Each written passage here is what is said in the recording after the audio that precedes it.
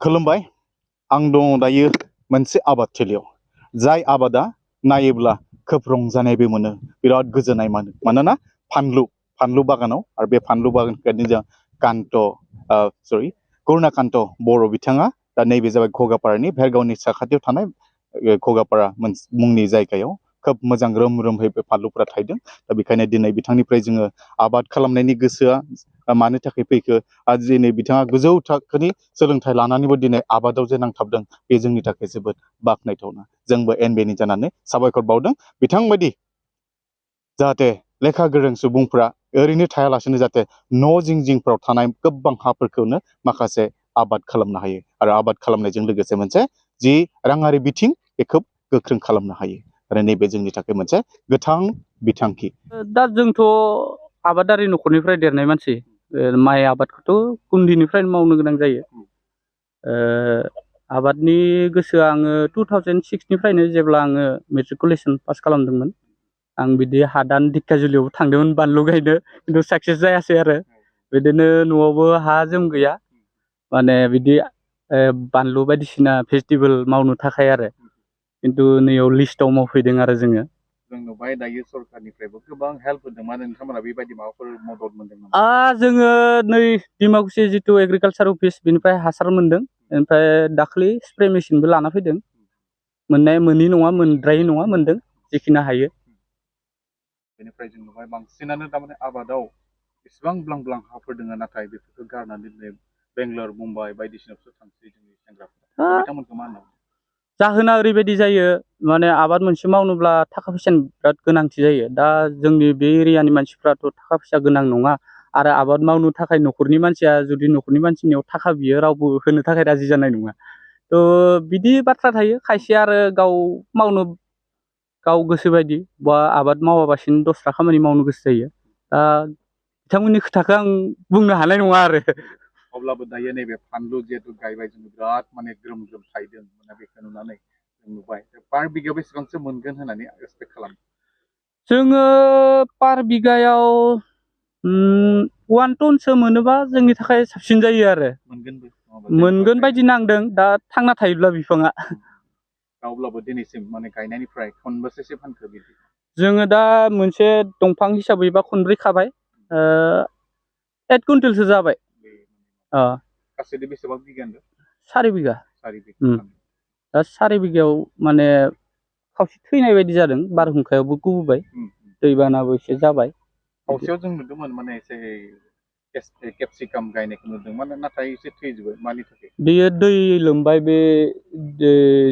दैसानि दैया माथावरि बायनानै हाबनानै माने दै जाम जाबाय दैया बेजोंनो बोहैयो आरो स'नो दैसा बायदि बेयाव फैदों एडिअ फैदों एग्रिकालसार अफिसनिफ्राय लाखिदों सावगारि बिथांमोना नायफैनानै माबा खालामदों ना औ नायफैदों दा बेनिफ्राय जों नुबाय दायो दा बेखिनि आबाद खालामनानै जिहेतु गोबां माने बायदि आबादफोरखौ जों बेबायदिनो सोरबाया माने फ्रुइट्स गायदों सोरबाया माने बेबायदिनो नोंथांमोना फानलु गायबाय थास' गायदों दा बिदिनिफ्राय माने गोबां माने आरजिनो हायो होनना सानो आरजिनो हायो हायैनि खुनु खोथा गैया आरो आबाद मावनानै आनसाक्सेसफुलबो जाद्राया साक्सेसफुल जायो खिन्थु नांथाबनाय जितु बे गोसोआ थानांगोन मावनोबो हानांगोन थाखा फैसाथ' नांखागोननो बांसिन थाखा नांगौ आबाद मावनोब्ला खिन्थु गासिबो हाजोबा आरो लाइमोनफोरखौ मा होननानै खावलायगोन जिहेतु जोंनि माखासे नों बायदि माने गोबाङानो ग्रेजुवेट माने खालामबाय ग्रेजुवेसन लानानै खिन्थु ओरैनो थाबाय थायो दा बिथांमोननि नोंथांबायदि जुदि एसे नांथाबोबा मोजां जायो होनना सानो दिनैनि मुलुगावथ' खामानिनि अभाब गैया जायखिजाया मोनसे प्रफेसन बासिनानै मावबानो जायो माने बहा गोसो दं ओरैनो सोरखौबा नुनानै कम्पानियाव थाङोब्ला बा सोरखौबा नुनानै आबाद मावोब्लाबो जानाय नङा गावनि गोसो गावनि मेलेमजों जि सानस'नो हायो बे खामानिखौ मावोबा साक्सेस मोनैनि बाथ्रा गैया दा नैबे समाव फानलुआथ' बिराद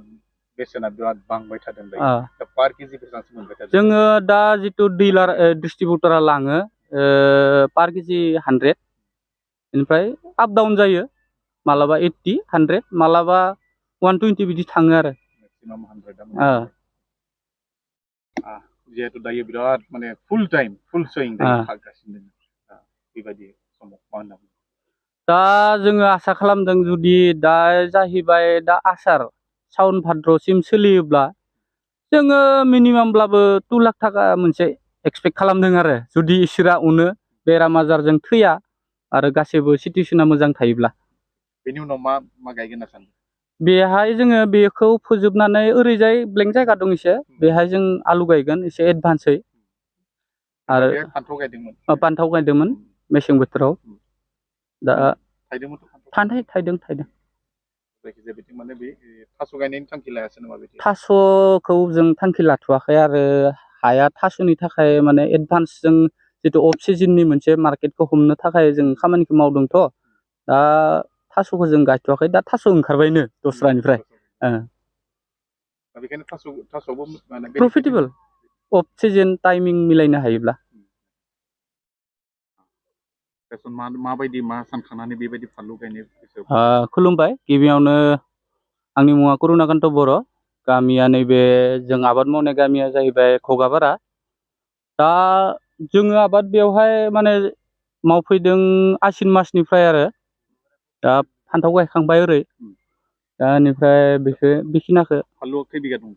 फानलुआ 4 बिगा 4 बिगा फानलु माने हायाव बेसेबांसो फुलि नांगौ? 5000 नांगौ आरो बे जे माने माल्चिं सिस्टेमखौ खालामबाय मानि थाखाय? बे हाग्रा प्लास माल्चिं होयोबा हासारखौ मोजां मोनो बिफाङा हाग्रा रज'योबा हासारा माने हाग्रायाव थाङो नालाय बेनि सुबिदानि थाखाय माल्चिंखौ होनाय जादों आरो माल्चिं खालामनाय लोगो लोगो एसे कस्टलि जायो दा बेसेबांसो माने एक्सपेन्स जाखो बे? माल्चिं जोंहा बेयाव 10 रुल नांदों पार 2000 पार रुल बिदि आरो बेनिफ्राय जुदि गुवार खालामोब्ला बेबायदिनो थांगोन आरो नङा? औ बिगासेयाव बेसेबां रुल नांगौ? बिगासेयाव रुल मोननांगौ माने खिन्थु जोंनिया एसे बारा नांदों आरो मोनसेसो बे लाइन सिस्टेमखौ बेसेबां डिसटेन्स दा लाइन टु लाइन 6 फिट दं ओमफ्राय जितु प्लेन टु प्लेन बियो 2 फिट दं आरो 2 into 6 लाइना जाबाय माने 6 बेनिफ्राय लाइना माबाया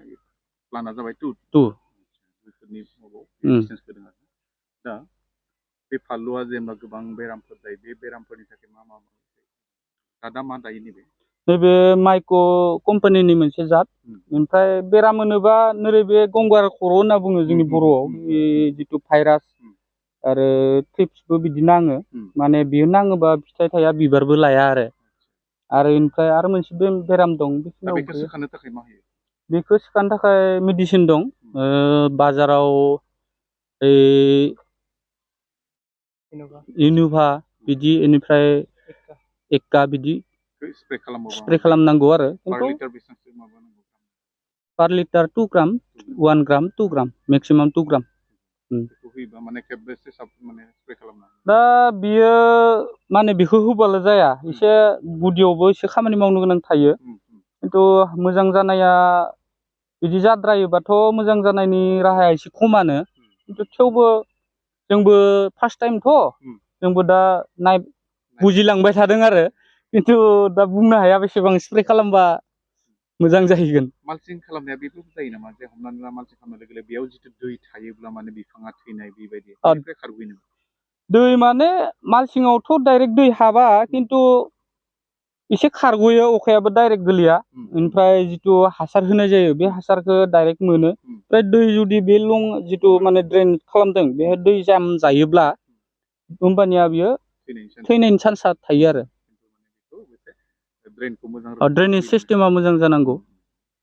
बेनिफ्राय बेहाय दैखौ बेसेबांसो होनांगौ बेबायदि दै होबाय थानांगौ? दाथ' दैज्लां बोथोर जों दै होआखै आरो अखानि दैजोंनो सोलिगासिनो गायजेननाय समाव दै माने बिदिनो बाल्थिंजों होदों आरो जोङो एसे हानायसिम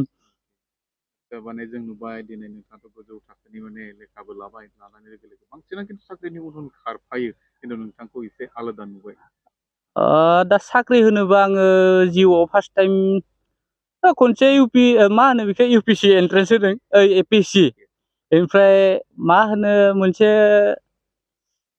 जितु सेन्ट्रेल मोननै इन्टारभिउ होदों आरो लाइफआव आङो ओमफ्राय आं गारखादों आरो साख्रि मावा होननानै आं बिजनेस मावोमोन दखानबो दंमोन दाबो दं दा आबादाव एसे गोसो होदों